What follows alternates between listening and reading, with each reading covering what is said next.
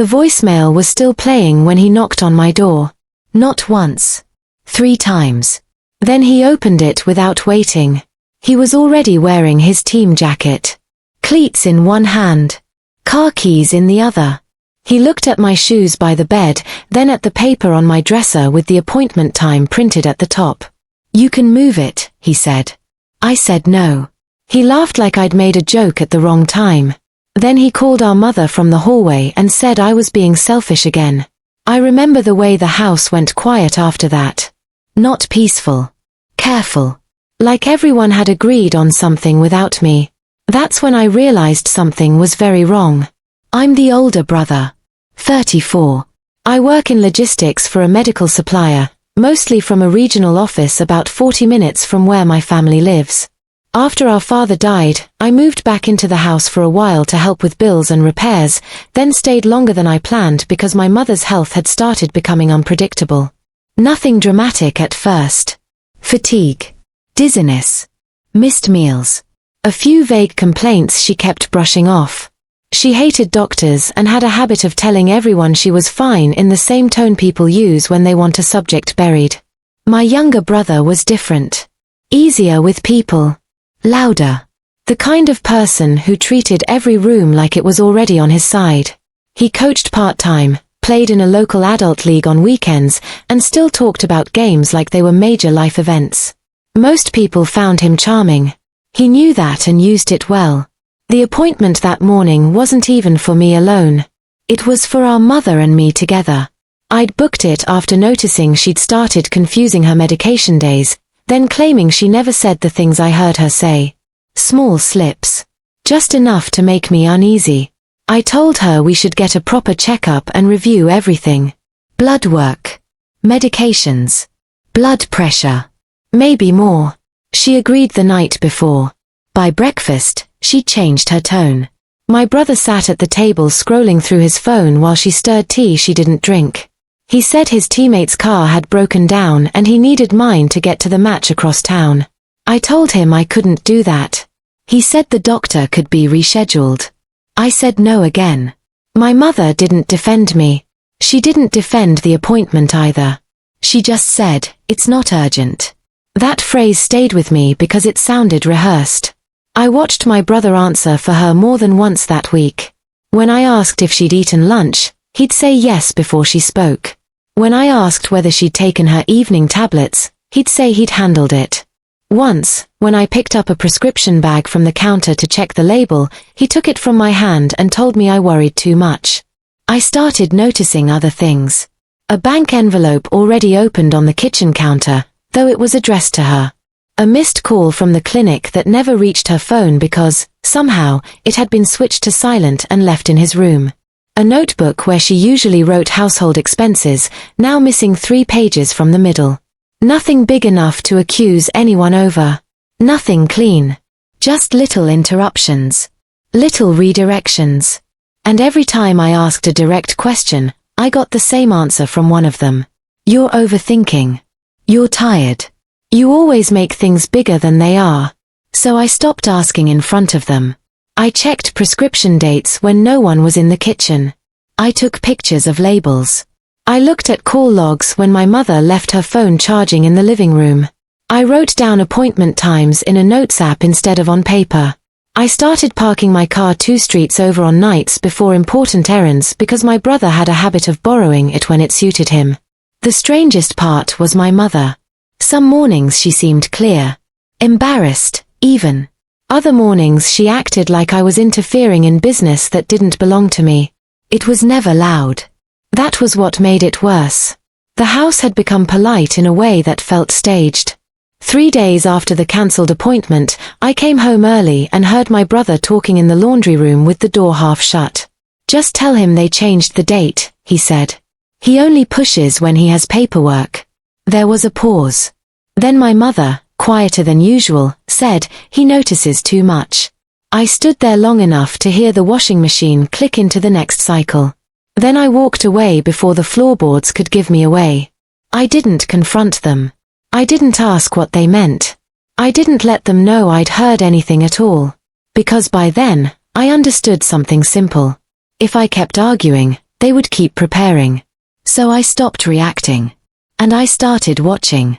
A week later, the evidence appeared by accident. Not dramatic. Not cinematic.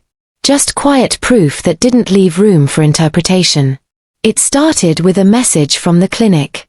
I was at work when the notification appeared on my phone. The receptionist had sent a confirmation text for an appointment scheduled under my mother's name. Same doctor. Same clinic. But the date wasn't the one I booked. It was 2 days earlier. I checked my calendar again. My original appointment was still there, meaning someone had called the clinic and moved it. I hadn't. The confirmation text had been forwarded to my number because I was listed as the emergency contact. Normally I would have asked my mother directly. Instead, I waited until evening. Dinner was quiet that night. My brother talked about his upcoming game like it was the only thing happening in the world. My mother nodded along but barely ate.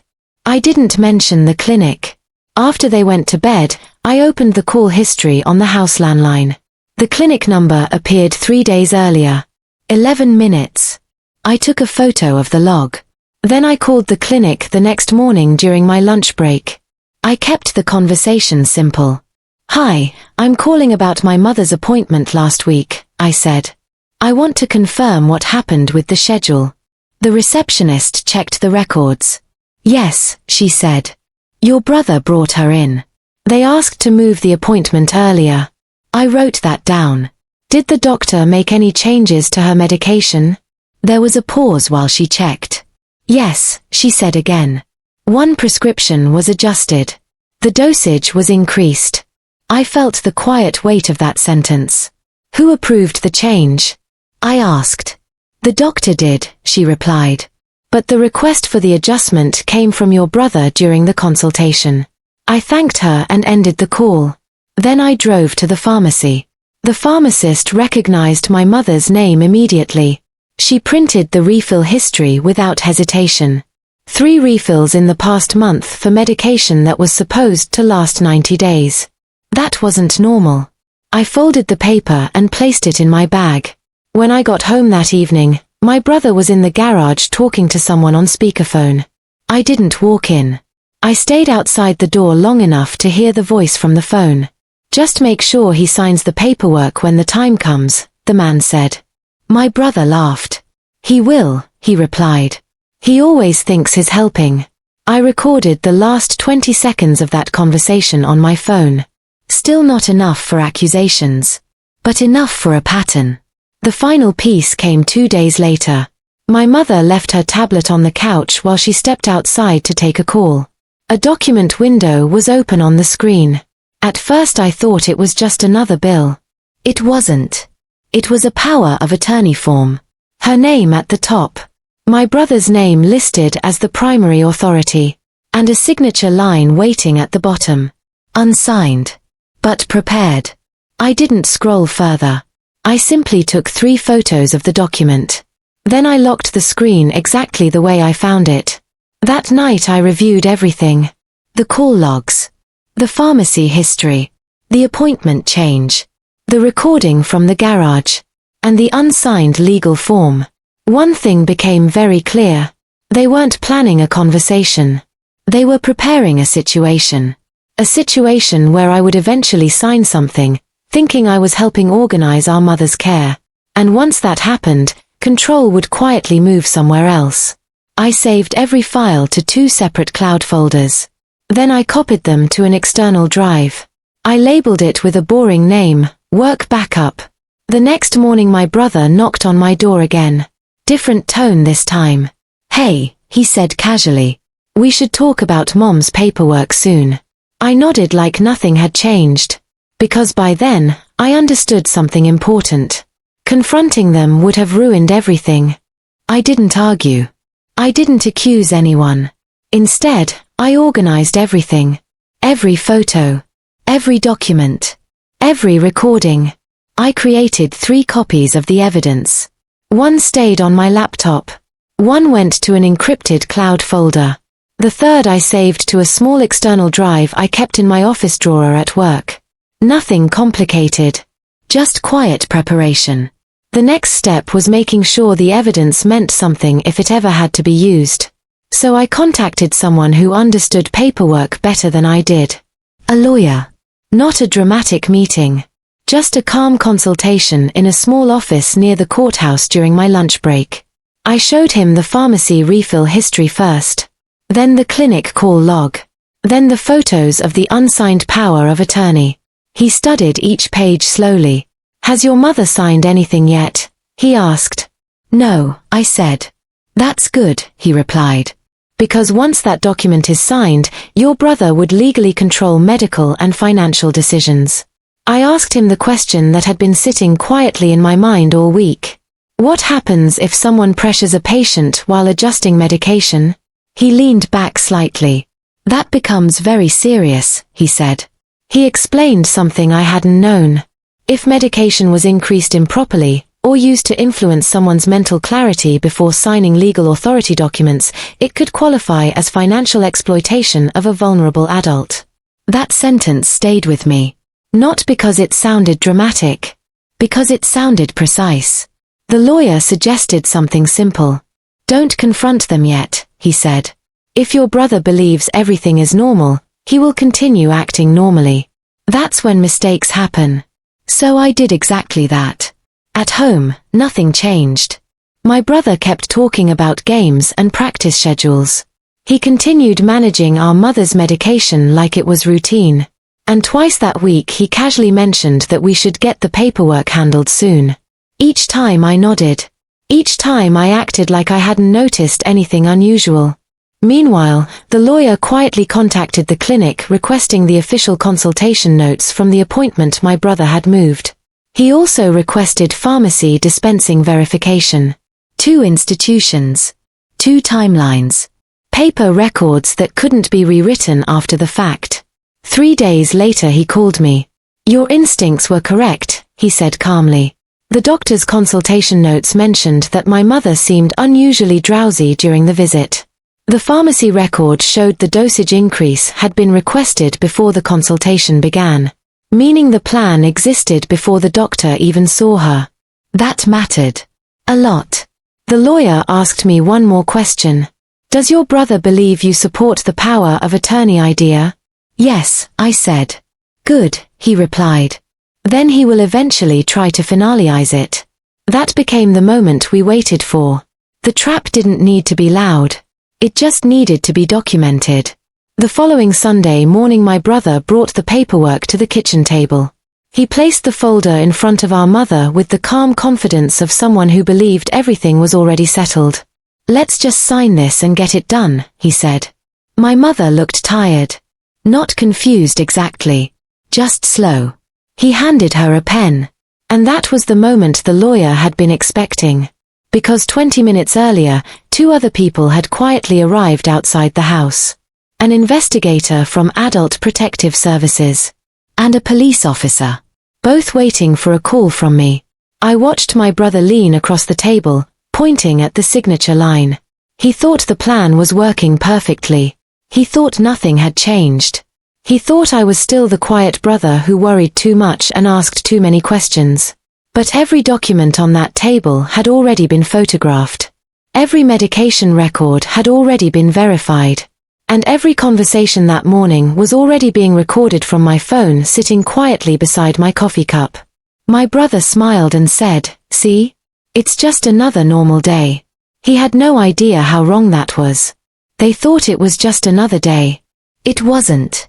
My brother slid the document closer to our mother. The kitchen table was clean except for 3 things: the folder, a pen, and her tea. He spoke gently. Almost patient. "Just sign here," he said. She stared at the page for a moment longer than usual. Then she looked at me. Not asking. Just searching. I didn't move. My phone sat face down beside my coffee mug, recording quietly. My brother tapped the paper. "Mom, it's just paperwork so I can help with appointments and bills," he said. Nothing complicated. He said it with the confidence of someone who believed the story had already been accepted. My mother lifted the pen. That's when I stood up. Not fast. Not angry. Just enough to interrupt the moment. I think we should wait, I said calmly. My brother frowned immediately. For what? He asked. For the doctor, I replied. The words hung in the air. He leaned back in his chair, annoyed. What doctor? He said.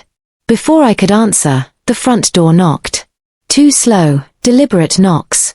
My brother glanced toward the hallway. Expecting someone, he asked. No, I said. I walked to the door and opened it. Two people stood on the porch. One woman with a clipboard. One uniformed police officer beside her. They stepped inside quietly. This is Ms. Carter from Adult Protective Services, I said, keeping my voice level. And Officer Ramirez. My brother froze halfway out of his chair. The investigator spoke first. Good morning, she said calmly. We received a report concerning possible medication misuse and attempted coercion involving legal authority documents. No shouting. No chaos. Just paperwork. She placed a folder on the table. Inside were copies.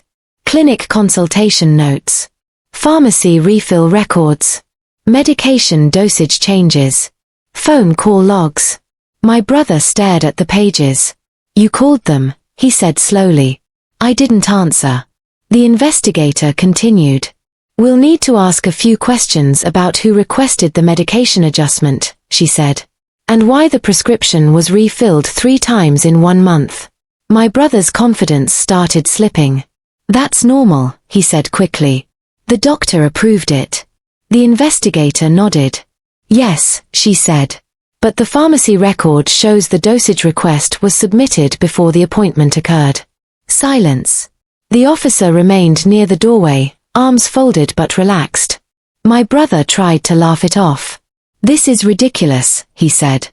He worries about everything. The investigator looked at the unsigned power of attorney form on the table.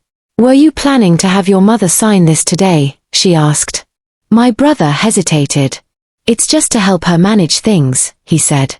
Without your brother present, she asked. He didn't answer. My mother slowly placed the pen back on the table. That small sound, plastic touching wood, felt louder than anything said in the room. The investigator turned to her. She said gently, has anyone asked you to increase medication or sign documents you didn't fully understand? My mother looked tired. But her voice was steady. Yes, she said. The rest happened quietly. Statements were taken. Copies of documents collected. The investigator explained that the case would move forward for review under financial exploitation and medical influence laws. My brother sat at the table the entire time. No shouting. No dramatic collapse. Just the slow realization that the situation had moved beyond his control.